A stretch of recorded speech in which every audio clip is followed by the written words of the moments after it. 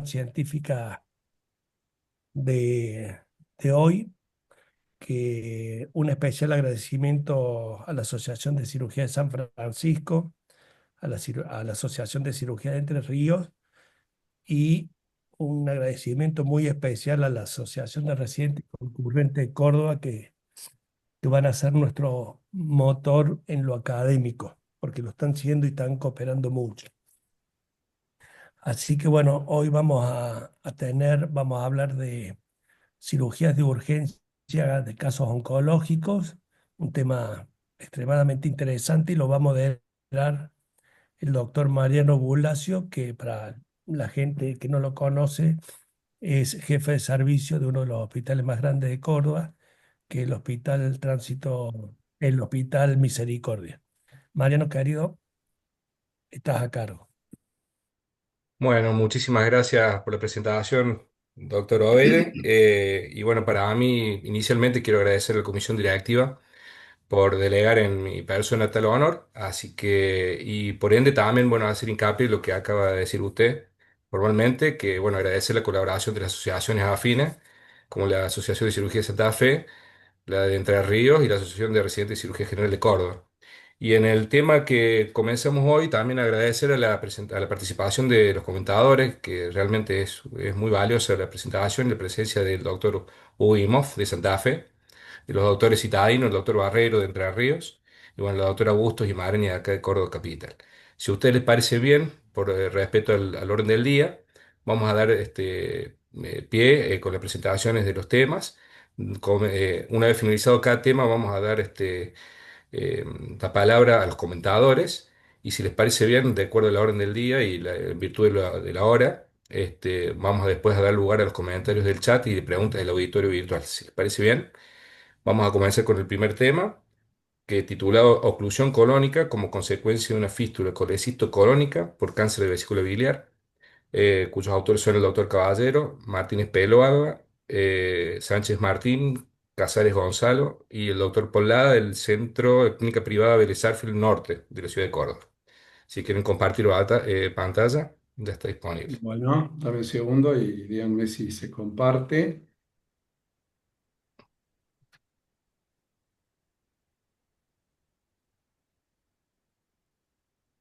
¿Se ve? Perfecto.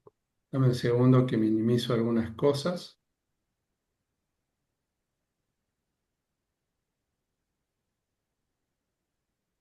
Bueno, el motivo que hoy nos reúne es la oclusión colónica como consecuencia de fístula colecisto colónica por cáncer de vesícula biliar. Ya se ha referido que los autores son el doctor Caballero, Martínez Peloaga, Sánchez Martín, Casares Gonzalo y el doctor Lada. La introducción. El cáncer de vesícula a menudo es diagnosticado con metástasis y se sabe que tiene un mal pronóstico. Asimismo, esta patología a menudo metastiza al hígado, al pulmón, a los ganglios linfáticos. La metástasis al tracto gastrointestinal no es común. La incidencia de la fístula colecisto-colónica causada por cáncer de vesícula biliar comprende el 1,7% de los casos, debiendo estar presente siempre dentro de los posibles diagnósticos diferenciales. Se conoce que la fístula colecisto-colónica es una complicación tardía de la litiasis vesicular en la patología benigna. Es el segundo tipo de fístula más frecuente después de la colecisto-duodenal, representando el 8 al 25% de las fístulas colecisto-entéricas, siendo usual en mujeres en relación 2,47 a 1 con un promedio de edad de 68 a 69. Caso clínico. Esta es una paciente de sexo femenino, nacida en La Rioja, de 66 años, que consulta en noviembre del 24 por cuadro doloroso en región de hipocondrio derecho y epigastrio, acompañada de náuseas, sin vómitos, sin fiebre, sin coluria o acolia.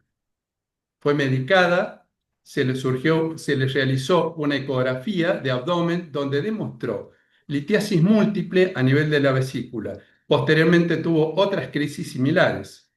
En enero del 25, en varias oportunidades tuvo crisis dolorosa.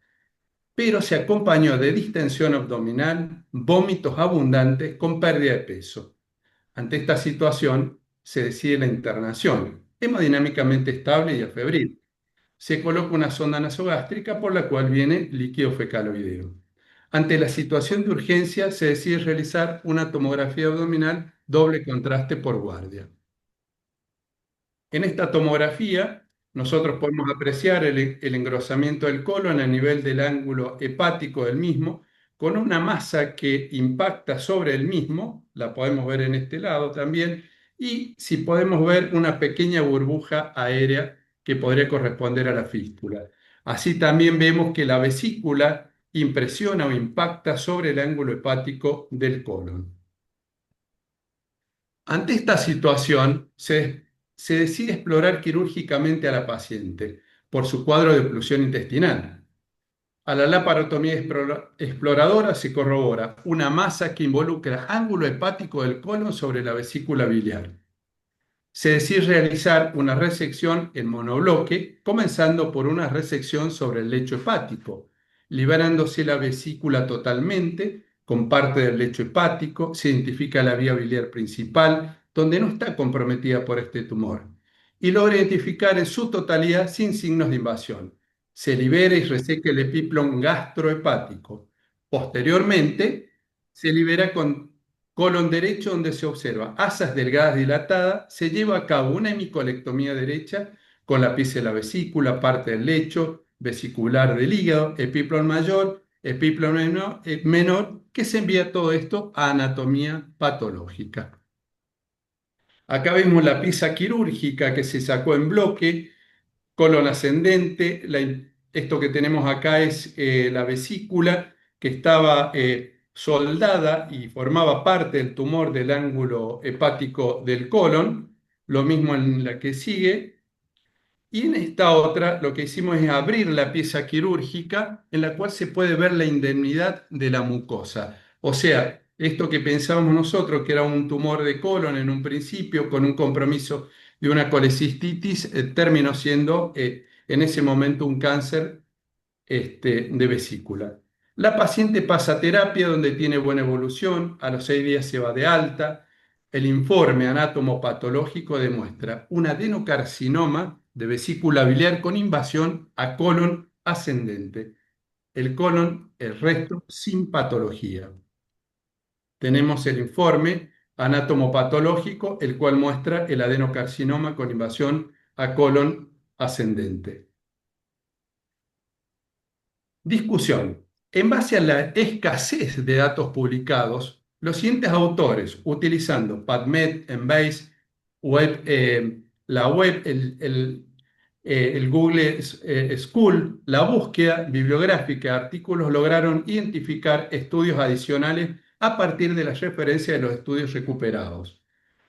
Dentro de estos autores está Agustín, Bruqueta, Punk, Romick, entre otros. Se registraron 113 casos de fístulas colecistocolónicas, con una proporción de paciente hombre-mujer de 1 a 2,9. La edad promedio de las pacientes fue de 77,7 años, con un rango de 49 a 95 años. La ubicación habitual de impacto del cálculo fue en el colon sigmoides, 85,8%, seguido del colon descendente, 6,6%, el colon transverso, 4,7%, el recto, 1,9%, y por último el colon ascendente, 0,9%, similar a la experiencia nuestra. La duración de los síntomas fue variable, de un día a 2 meses, siendo frecuente la distensión abdominal, el estreñimiento y los vómitos. En el 85,2% de los pacientes presentaban síntomas biliares previos, similares a nuestra experiencia con nuestra enferma, con un cuadro de oclusión intestinal. Otros autores manifiestan que la sintomatología suele ser mínima y inespecífica, siendo infrecuente su diagnóstico preoperatorio en la patología benigna. La tríada clásica de síntomas incluye diarrea debido al efecto del laxante de los ácidos biliares sobre el colon, dolor en hipocondrio derecho y colangitis. El diagnóstico de la fístula colecisto colónica se logra preoperatoriamente solo en el 1,9% de los casos. Con respecto a los estudios para el diagnóstico de esta patología, las más utilizadas son la radiografía simple, neumovilia, la ecografía abdominal, estudios varitados colónicos, colangiopancreatografía endoscópica, colonoscopía, TAC, resonancia magnética y ecoendosonografía. Para otros autores, sostienen que el ATAC fue el método de imagen más común, 91,5%, confirmando el cálculo biliar ectópico en el 86,7% de los casos, la neumobilia en el 65,3% y la fístula colecisto-colónica en el 68%. De acuerdo con la bibliografía consultada, la ATAC es una modalidad importante para diferenciar entre la patología benigna y la maligna. Deo y Cole, en su estudio, reveló más posibilidades de enfermedad benigna en pacientes con engrosamiento asimétrico de la vesícula biliar. En este informe sobre la resección de casos de carcinoma biliar de vesícula, habían reportado que la masa en la vesícula biliar fue el hallazgo más común, invasión a órganos vecinos en el 45 al 55%. Otro punto importante para el diagnóstico para otros autores es la colicistitis santo-granulomatosa, que es el imitador más común de las neoplasias malignas. Su incidencia es paralela a la carga de litiasis en la vesícula. La incidencia de la santo-granulomatosa fue del 8,9 en los estudios de la India. Con respecto al tratamiento de esta patología de la fístula colecisto-colónica, en la patología benigna, algunos encontraron diferentes procedimientos. La opción de tratamiento incluyó la parotomía con cololitotomía y cierre primario, 24,7%, la parotomía y cololitotomía con ostoma derivativo, 14,2%, resección colónica con anastomosis, 7,9%, resección colónica con colostomía, 12,4%, laparoscopía con cololitotomía con cierre primario, 2,6%, laparoscopía con cololitotomía con colostomía, 0,9%, colostomía sin extracción del cálculo biliar, 5,3%, litotricia mecánica endoscópica, tasa de éxito del 41,1% y litotricia extracorpórea por onda de choque, 1,8%. La tasa de colecistectomía fue del 46,7%. Durante el procedimiento inicial, el 25%. Y como procedimiento separado, 21,7%. El 53,9% de los pacientes no tuvieron colecistectomía. Asimismo, algunos autores coinciden que la laparotomía con cololitotomía o resección colónica es un procedimiento estándar con resultados favorables. No existen datos sólidos sobre si la colecistectomía primaria o diferida es obligatoria como parte del tratamiento de la fístula colecisto-colónica. Finalmente, creemos que en relación a la patología maligna debemos realizar una resección en lo posible en bloque, tratando de resecar los órganos vecinos y tratando de realizar dentro de la posibilidad de esta resección un R0, sabiendo que se trata de una patología avanzada. Con respecto a esta paciente, actualmente tiene tratamiento oncológico con cisplatino y gemcitabina, más un inmunomodulador. Lleva entre 4 y 5 sesiones. Se han hecho los controles tomográficos y la paciente en este momento se presenta libre de enfermedad de acuerdo a los controles realizados. Desde ya, muchísimas gracias y quedamos a su disposición. Muy bien, felicitaciones a los autores, la verdad que es un trabajo estupendo. Me gustó mucho también la presentación bibliográfica, inclusive actualizada de este tema, de muy difícil resolución, ¿no? Porque a veces uno no sabe cuál es la lesión primaria y todas esas posibilidades terapéuticas que uno se plantea, a veces en el mismo acto operatorio, se viene en la cabeza, ¿no? ¿Qué es lo que mejor hacer con estos casos puntuales?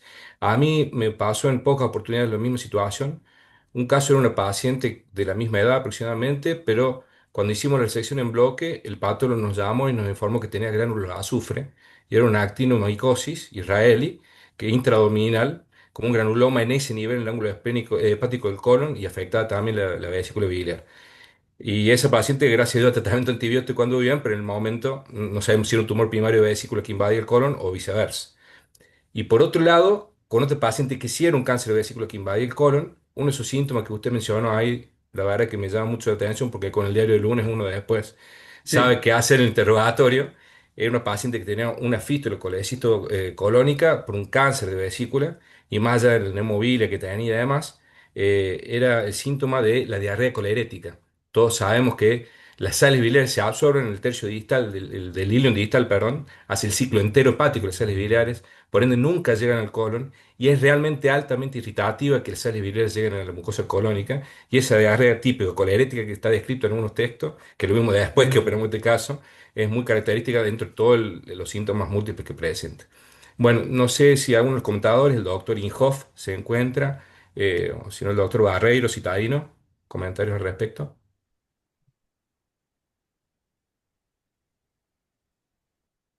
Hola, buenas noches. Yo soy Juan Barreiro, estoy con el doctor Citadino, estamos juntos, así que, bueno, la verdad que es un caso interesante, muy infrecuente, y justo nos planteamos algunas interrogantes. Obviamente lo vemos muy bien resuelto. La duda con respecto a la tomografía. En la tomografía pudieron hacer el diagnóstico de la oclusión y la presencia del lito, que era eso lo que estaba generando la oclusión, o la oclusión la No, estaba generando la invasión tumoral sobre el colon. exactamente. El paciente ingresa por un cuadro de oclusión abdominal. Ignorábamos nosotros cuál era el origen de esto, y era por la propia masa tumoral que comprimía todo el colon. Sí, si vos ves la imagen, después se infiere una pequeña burbuja aérea que sería lo que corresponde a la fístula, ¿no? Pero en sí, después el lito no lo seguimos nosotros y no lo encontramos. ¿Habrá pasado antes? ¿No habrá pasado? Puede ser que sí, por algo tenía la fístula, pero sí consideramos en ese momento con el doctor Lara y todo el equipo quirúrgico que debíamos hacer una resección amplia, encuñan el lecho hepático, llevarnos el epiplón menor, llevarnos parte del epiplón mayor, hacer una hemicolectomía, porque, bueno, dadas las características de todo esto, infería que fuera un cáncer de vesícula biliar y así vino corroborado después por la anatomía patológica.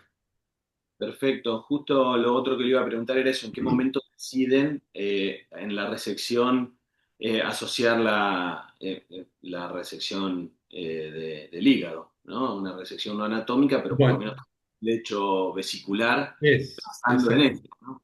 Exactamente, tomamos la decisión una vez que hicimos la semiología quirúrgica de toda la zona, viendo un espectro amplio.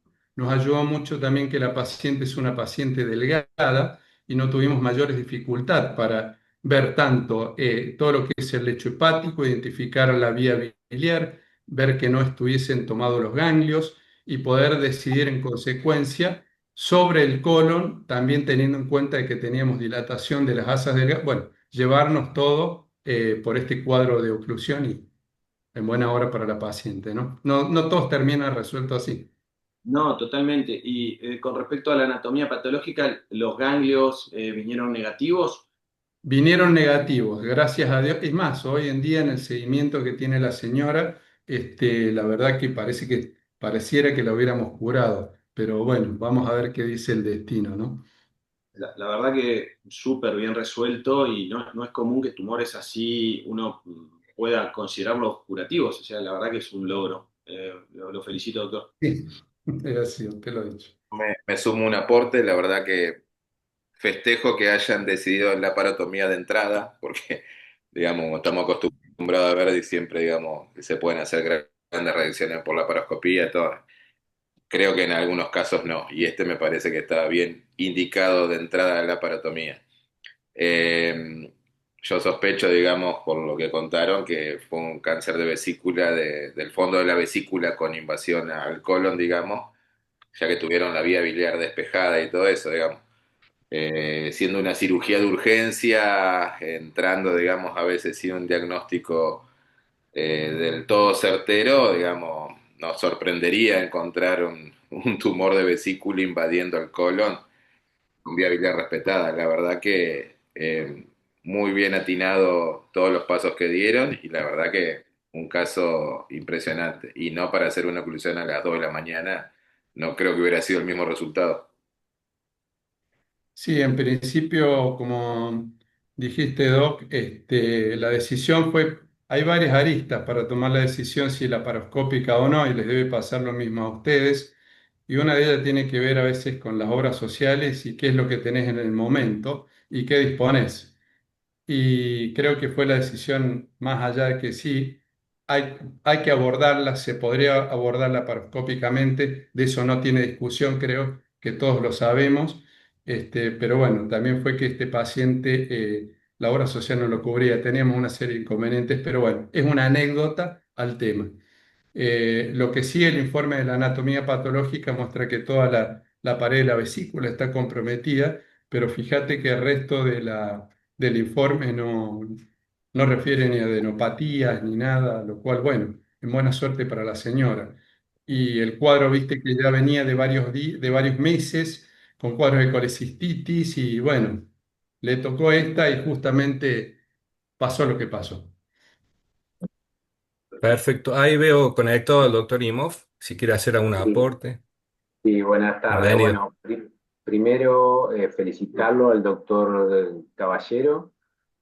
Sinceramente, un caso complejo, muy infrecuente que un cáncer de vesícula te obstruya el colon y aparte el colon derecho. La verdad que es algo muy infrecuente. Habitualmente se da en pacientes con cánceres muy avanzados, a veces hasta con carcinomatosis y la verdad la resolución fue muy buena y yo creo que desgraciadamente, si bien la evolución fue buena, esta paciente hay que seguirla muy de cerca, obviamente está perfecto lo que están haciendo el tratamiento oncológico adyuvante. Y bueno, desgraciadamente muchas veces vemos estos pacientes con cánceres de vesícula avanzada que después recaen, ¿no es cierto? Así que la verdad, felicitarlo, doctor, felicitarlo por la resolución tan buena. Y lo que sí, nosotros habitualmente, frente a una oclusión colónica, por más que tengamos un diagnóstico sospechoso por tomografía, intentamos hacerle una colonoscopía con solamente una limpieza distal con enemas. Intentamos antes de operarlo, en lo posible, hacer una colonoscopía para ver si se trata de un cáncer de colon oclusivo. Así que bueno, solamente eso, lo felicito nuevamente, excelente el caso. Gracias, muy amable. Doctora Busto, doctor Marani, ¿algún aporte? Hola, sí, buenas noches. Felicitaciones por el caso, la verdad que es muy interesante, caso raro y con una resolución que, bueno, al fin y al cabo terminó siendo eh, acertada. Yo lo que les quería preguntar es si, teniendo en cuenta que estamos ante una cirugía de urgencia y oclusión, consideraron, en vez de una resección en primera instancia, por ahí hacerle una ileostomía, por ejemplo, para salir del paso del cuadro agudo y por ahí poder hacer un estudio más a fondo y una estadificación bien completa del cuadro, digamos, que es por ahí la alternativa que se me eh, cruzaría por la cabeza en estas circunstancias, sobre todo considerando lo que el colega Inhofe nos comentó previamente. Quería saber si usted había considerado esa posibilidad, porque por ahí que se cae a la madrugada, uno fluido, hacer una mega cirugía de estas características, buscando un eventual R0 curativo y sin tener certeza de la extensión de la linfadenectomía, y sobre todo sin certeza de si es vesicular o colónico, que de hecho por una cuestión de frecuencia, uno por ahí a veces pensó que esto iba a ser un cáncer más bien de colon oclusivo de derecho que afectaba la vesícula, por ahí quería saber eso, si habían considerado esa posibilidad.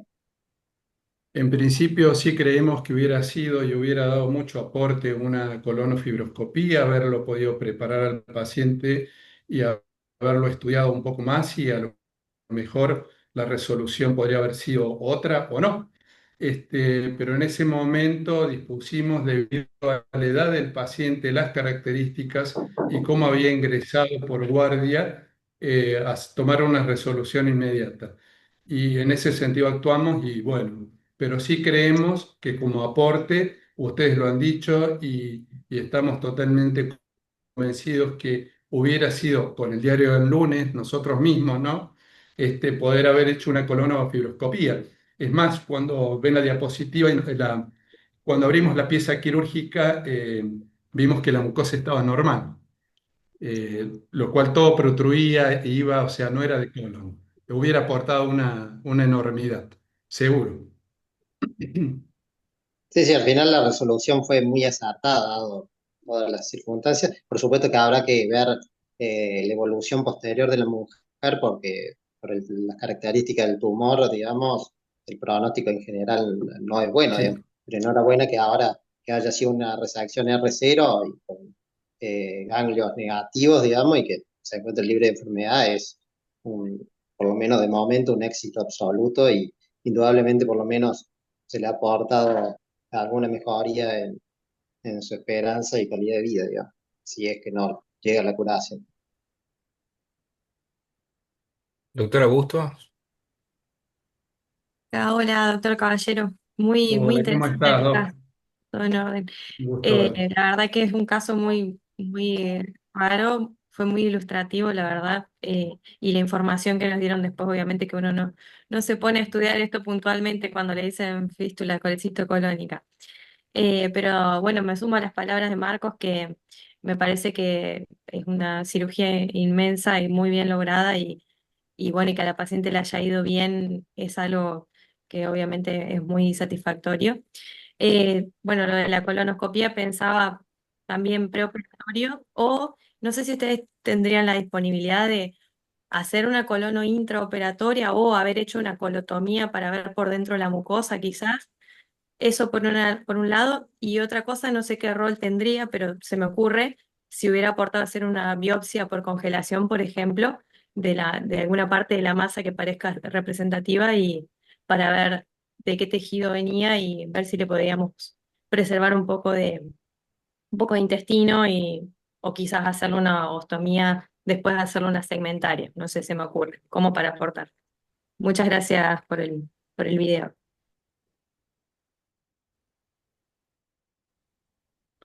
Bien, yo trabajo en varias instituciones, ustedes también. Es difícil a veces conseguir que hagan una colonoscopía en el acto quirúrgico y más si uno no ha previsto antes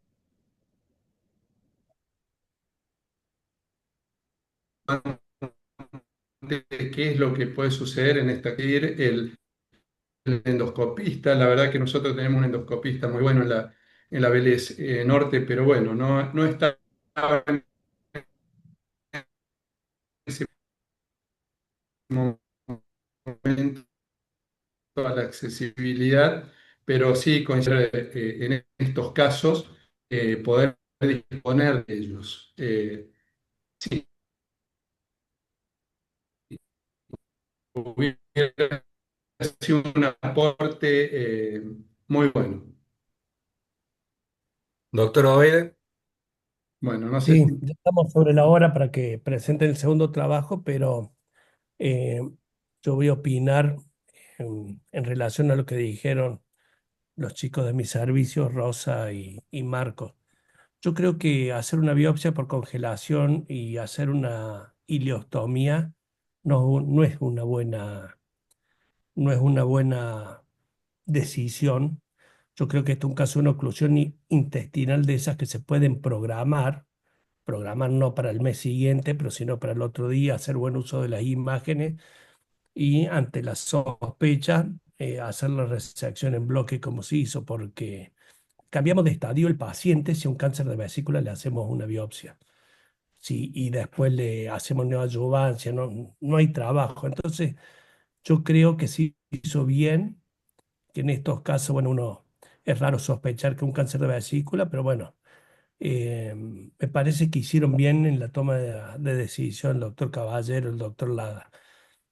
Siempre hay que recalcar que en estos casos la resección tiene que ser en bloque, pues si no también cambiamos el estadio de la enfermedad. Así que bueno, es una enfermedad de mal pronóstico, pero uno no es Dios para decidir. Es una cirugía que tiene su complejidad, pero de una mortalidad aceptable, porque la resección hepática es bien limitada, la linfadenectomía del pedículo hepático es algo que no lleva mayor morbilidad y el uso de la laparoscopía. Nosotros tenemos mucha experiencia en laparoscopía, pero yo creo que en un cuadro de oclusión y todas esas cuestiones a veces más dificultosas, o sea que yo creo que para nada es pecado hacer la laparotomía. Recordar que la laparoscopía es un medio, no es el objetivo. Nada más. No quiero robar más tiempo porque ya... Perfecto. Bueno, siguiendo el orden del día, del eje temático, vamos a presentar el segundo trabajo titulado Tratamiento mini-invasivo de la oclusión intestinal en cáncer de colon avanzado, presentado por la doctora Valentina Armando, los doctores José Martínez y el doctor Marcos Olivero del Instituto Médico de Río Cuarto. ¿Se pueden compartir pantalla? Buenas tardes. Yo soy Valentina Armando, soy médica residente de cuarto año del Instituto Médico de Río Cuarto. Estamos teniendo un inconveniente con la conexión. Ahí está. Ahí le voy a compartir pantalla.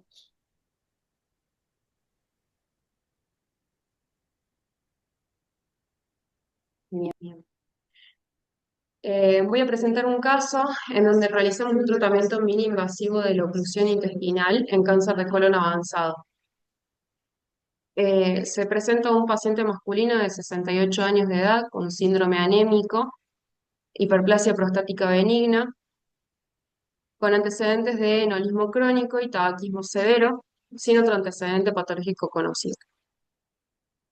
Es un paciente que consulta por ambulatorio por un cuadro de astenia, descenso de peso e hiporexia, asociado a cambios en el hábito evacuatorio. El paciente refería a heces acintadas.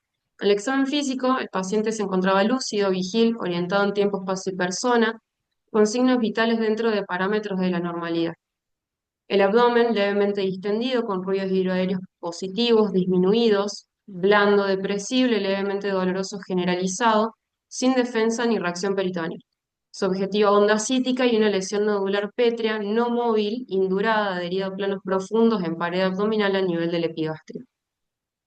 Este paciente se le solicita una tomografía de tórax, abdomen y pelvis con contraste.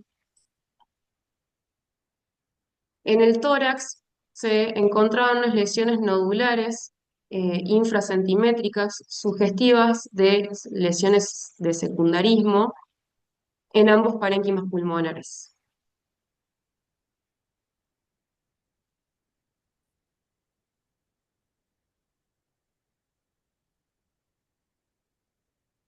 A nivel abdominal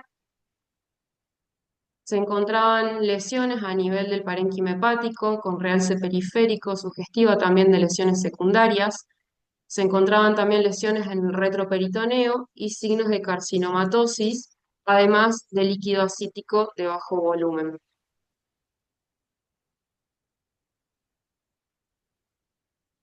A este paciente se lo decide estudiar y se realiza una endoscopía alta y baja. A nivel de la endoscopía alta, esófago, estómago y duodeno, no se encontraron lesiones patológicas, y a nivel de la colonoscopía se evidencia a nivel de colon sigmoides distal una lesión friable sobrelevada que compromete aproximadamente el 50% de la circunferencia del órgano. Esta lesión no puede ser biopsiada debido a no lograr el correcto posicionamiento. La mucosa del recto se encontraba normal.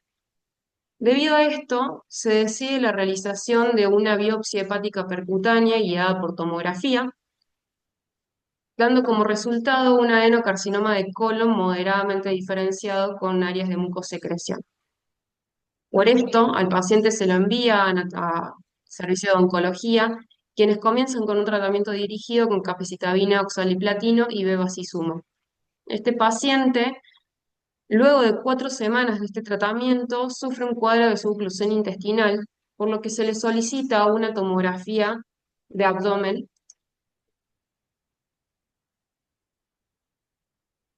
en donde se evidencia derrame pleural bilateral, un aumento del líquido acítico ya conocido, las lesiones hepáticas, las lesiones, la carcinomatosis, también se veía la lesión a nivel de la pared del abdomen en el epigastrio, y a nivel de las crestas ilíacas se logra determinar en lo que parece ser colon sigmoideo una lesión estenosante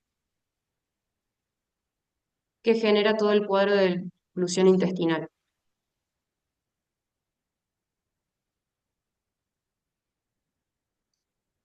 Esa es la imagen. Ante este paciente con este cuadro de urgencia se decide la colocación de un stent colónico. A continuación voy a mostrar un video que muestra la técnica que nosotros utilizamos para la colocación del stent colónico. Lo particular de esta técnica es que es una técnica híbrida, utilizando tanto el servicio de endoscopía como un cirujano percutanista. La técnica comienza con el paciente en decúbito supino, en Lloyd Davis modificada. La camilla se gira para poder colocar el arco en C y permitir un libre movimiento. A la izquierda del paciente se coloca la torre de endoscopía y a la derecha del paciente el arco en C y la torre de radioscopía. Todo el equipo tratante se ubica a los pies del paciente. Comenzamos con una endoscopía en donde se evidencia, donde se logra identificar la lesión estenosante a nivel del colon sigmoides en este caso, y utilizando elementos que normalmente se utilizan para la instrumentación de la vía biliar, como en este caso un papilótomo, se logra colocando una guía hidrofílica la canulación y atravesar la lesión estenosante a través de la luz del mismo hacia la región proximal de la misma, distendida. En esta imagen radioscópica nosotros podemos identificar cómo pasa la guía hacia la parte del colon descendente que se encontraba distendida. Una vez logrado canular la lesión, se retira el endoscopio de manera lenta para evitar la retirada accidental de la guía y utilizamos otro tipo de elementos que se utilizan para procedimientos vasculares periféricos para poder realizar una rectificación de las lesiones de las angulaciones del colon sigmoides.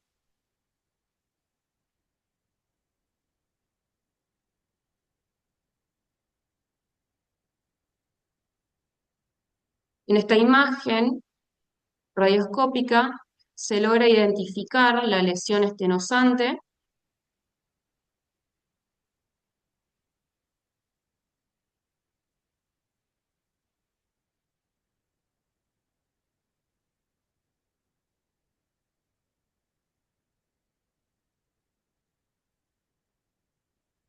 Ahora se inyecta contraste para poder determinar la lesión meramente y se identifica la porción proximal y distal de la misma y así identificar la morfología y anatomía de la lesión y poder determinar cuál es el stent más apropiado para poder colocar.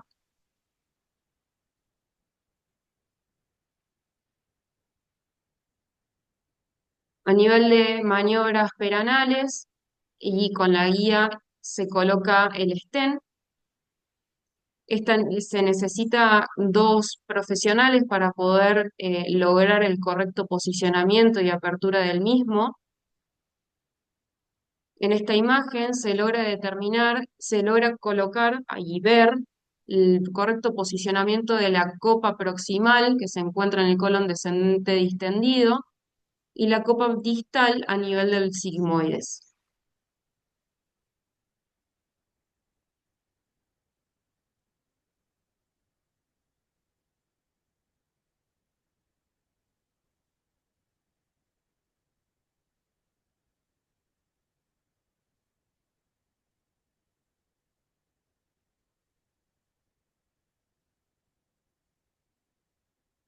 En esta imagen se muestra la apertura de la copa distal y un correcto pasaje de contraste desde la región proximal a distal, evidenciando el éxito de la técnica. Muchas gracias. Este paciente se evoluciona correctamente con catarsis positiva y se le otorga el alta sanatorial al día siguiente. Muy bien, excelente presentación.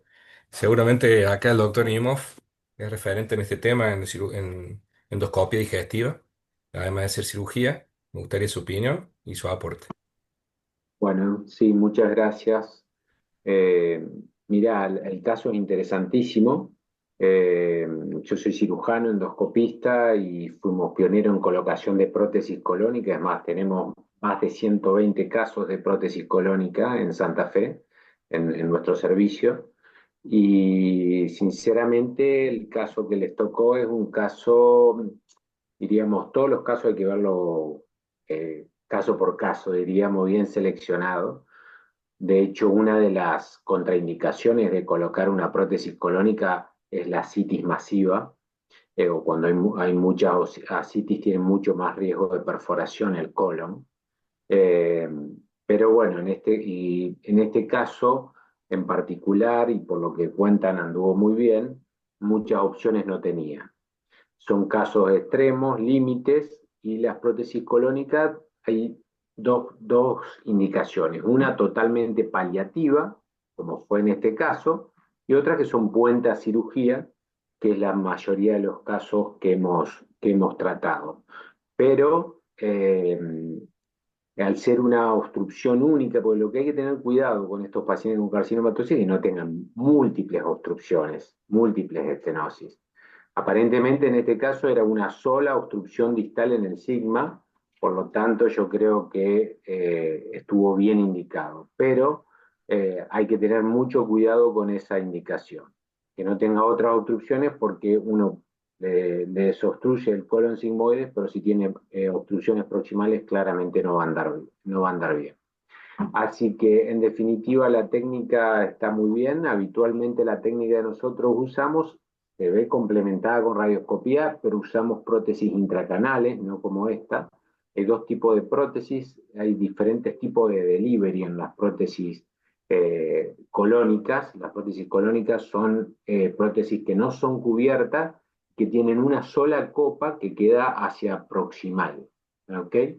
Entonces, en estos casos viene un delivery corto, que lo usamos para colon sigmoide o recto, y la intracanal, que habitualmente es la que más uso, porque lo hago con vía radioscópica y endoscópica a la liberación, lo que me da mayor seguridad. El resto de la técnica está impecable, usamos también papilótomo, eso nos permite orientarnos, cambiar la dirección, nos permite rotar, podemos tensar, dirigir la guía, después contrastamos tal cual lo hicieron recién, nunca dilatamos, la dilatación no la hacemos porque también tiene más riesgo de perforación, y después lo otro todo igual. Lo importante es que estos pacientes son pacientes muy complejos para abordarlos quirúrgicamente y con un procedimiento endoscópico que dura en promedio unos 15-20 minutos, uno los saca de la obstrucción colónica, en este caso en forma paliativa, y si no, en los pacientes que lo usamos como puente para cirugía, lo sacamos del cuadro oclusivo, lo mejoramos en el estado general y posteriormente eh, va a una cirugía mejor estudiado, con mejor estado nutricional y con la idea de hacer una anastomosis primaria. Doctor Citadino, doctor Barreiro. Bueno, tamaños casos los de hoy, los dos. Bueno, algunas preguntas. Si bien este paciente tenía diagnóstico previamente, yo me replantearía, bueno, también, como dijo Hugo, en tema de la citis, por ahí también las punciones de biopsia hepática, por ahí también a veces están contraindicadas por el riesgo de sangrado. Si no hubiera, puede haber sido una laparoscopía con mayor semiología y toma de biopsia, es una opción. Y la otra, en el momento de colocar el stent colónico, ya teniendo diagnóstico de compromiso mayor del 50% de la luz del colon, si esperara que realmente haga la oclusión completa o no ir programando, digamos, la colocación del stent para tener menos riesgos de perforación y riesgos de no poder atravesar la estenosis.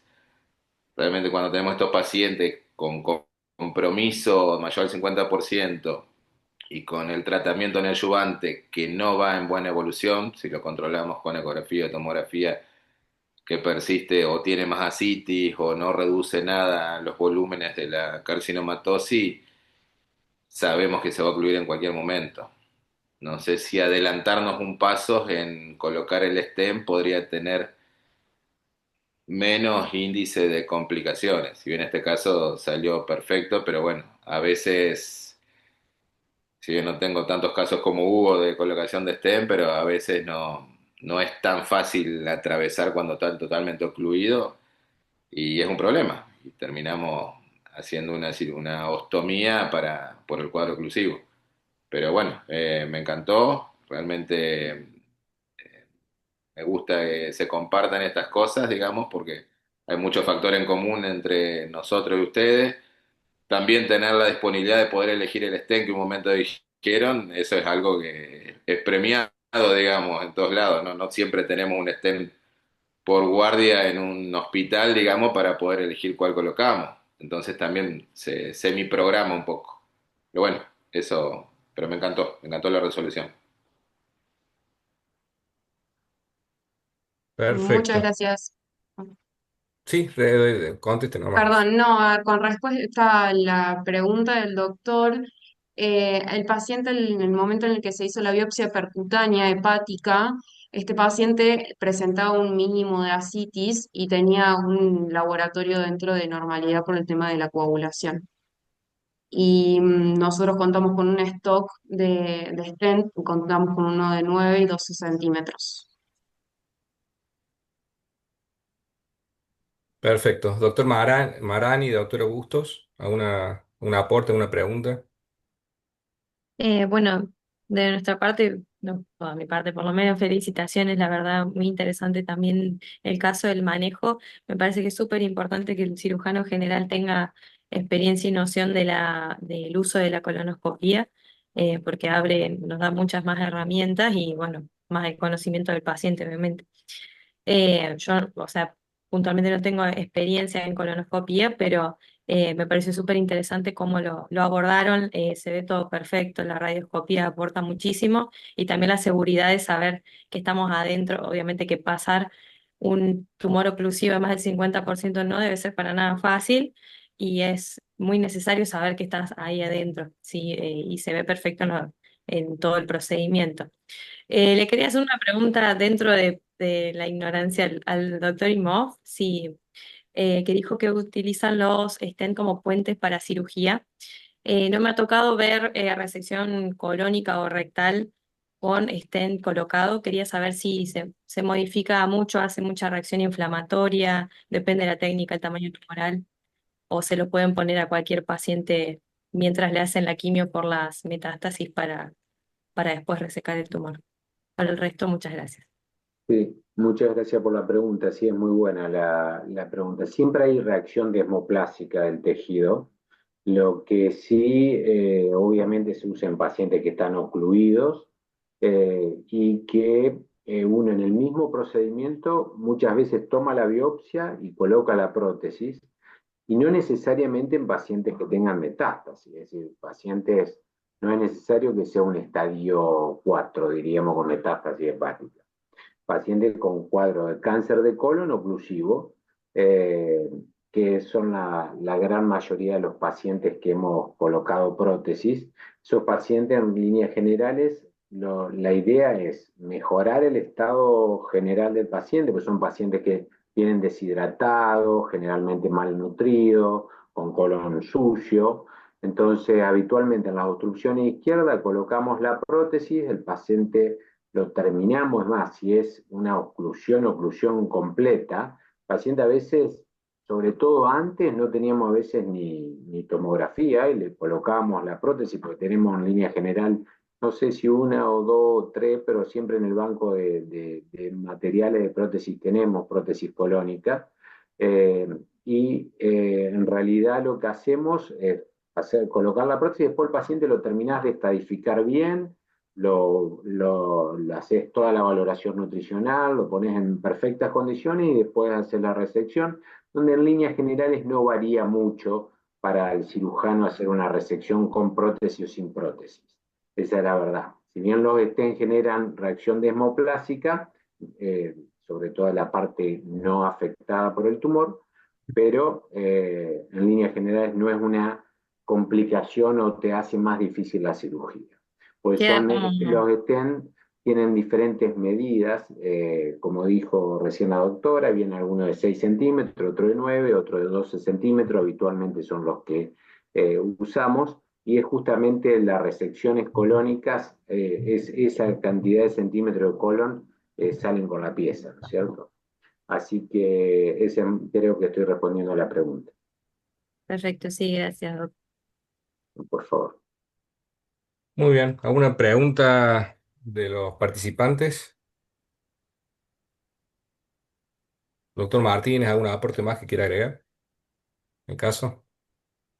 ¿Cómo le va? Buenas noches. Gracias por la invitación. Bueno, yo formé parte del equipo que realizó el procedimiento y queríamos mostrar un poco esta técnica que es un poco híbrida porque habitualmente se colocan todos los stents por endoscopía y por ahí creo que esta forma de colocar permite usar cualquier tipo de stents, es decir, los que entran en el endoscopio y los que no. Porque más allá de la técnica en sí, los stents que mandan a veces no son los que nosotros pretendemos usar. Y además, otra cuestión importante es que a veces en algunos colon el colonoscopio no puede pasar las angulaciones, cosa que a veces con el gastroscopio sí se puede. Entonces, esta técnica permite usar cualquier tipo de endoscopio, ya que la colocación del stent va solo a través de guías. Y también las guías de distinta rigidez, porque hay algunas que utilizamos que son para intervencionismo vascular, como por ejemplo endoprótesis de aorta, nos permiten modificar los ángulos del colon y rectificarlo para que el stent no tenga tantas curvas al momento de colocarlo. Después el resto de la técnica es muy similar a la que se hace por endoscopía. Pero bueno, es simplemente un comentario de la forma en que colocamos. Me parece algo provechoso para que, si es posible, en las instituciones lo puedan implementar, porque ese es otro problema muy complejo, donde los cirujanos y los endoscopistas por ahí no tienen tan buena relación y este tipo de pacientes terminan resueltos de otra manera, que tienen resultados con mucha más morbilidad. Perfecto. ¿Algún aporte, alguna pregunta? Sí, en realidad, un poco en respuesta al doctor, el tema de no colocarlo con el endoscopio se puede hacer fundamentalmente en las obstrucciones distales. Habitualmente cuando la obstrucción es un poco más proximal, ya sea colon descendente, tenemos casos de colon transverso, todo eso es casi fundamental que sea con intracanal por colonoscopio, ¿no? Intracanal. Y la técnica en realidad híbrida, es decir, siempre colocamos la prótesis con guía radioscópica y endoscópica. Es muy raro los casos, no hemos colocado con guía radioscópica, son esos pacientes que un gastroscopio pediátrico puede pasar la obstrucción completamente y uno va liberando con visión endoscópica solo. Pero en línea general, el 99% se hacen con guía radioscópica y endoscópica. Entonces, a ver, la idea de colocarlo mirando, teniendo las dos imágenes de la radioscopía y de la endoscopía, es por una cuestión de seguridad para la liberación de la prótesis, ¿no es cierto? Pero está perfecto de hacerlo en obstrucciones distales de esa manera, pero si uno tiene el endoscopio, sinceramente, es más, muchas veces que hemos colocado sin intracanal, estamos con el endoscopio en paralelo a la prótesis. Entramos con el gastroscopio en paralelo y se va liberando con las dos guías, ¿no? Pero es por una cuestión de seguridad y como uno se sienta más cómodo, ¿no es cierto? Y bueno, eso más o menos. Acá en Santa Fe somos muchos cirujanos que hacemos endoscopía. Es un lugar que particularmente somos muchos cirujanos que hacemos endoscopía, que a diferencia de muchos otros lugares que por ahí son más gastroenterólogos los que hacen endoscopía, en Santa Fe hay una buena cantidad de cirujanos que hacemos cirugía endoscópica. Perfecto. Muy bien. En virtud del tiempo cumplido y al no haber más preguntas, doctor Obede, si quiere hacer el cierre final. Bueno, eh, eh, realmente muy agradecido eh, a la Asociación de Santa Fe, a los doctores, a la Asociación de Entre Ríos, a los chicos del Río Cuba, realmente muy interesante, mucho aporte. Confieso una gran envidia a los cirujanos de Santa Fe que manejan la endoscopía, la colonoscopía, que la mayoría de nosotros no. Estamos intentando entrar, pero bueno, no es fácil. Eh, Tiene mucho futuro la cirugía endoscópica, tanta como baja. Me imagino que hacemos mucosectomías y una serie de cosas más también, aparte de la colocación de los stents. Bueno, fue una reunión muy linda, una muy buena concurrencia. Estamos muy agradecidos, creo que este intercambio de experiencia es muy ilustrativo para todos nosotros. Y bueno, nada más que agradecerle y saber que están invitados 2 miércoles al mes a participar. Les mando un abrazo a todos y muchas gracias. Muchas gracias. Hasta luego. Chao, gracias. La Buenas noches. invitación.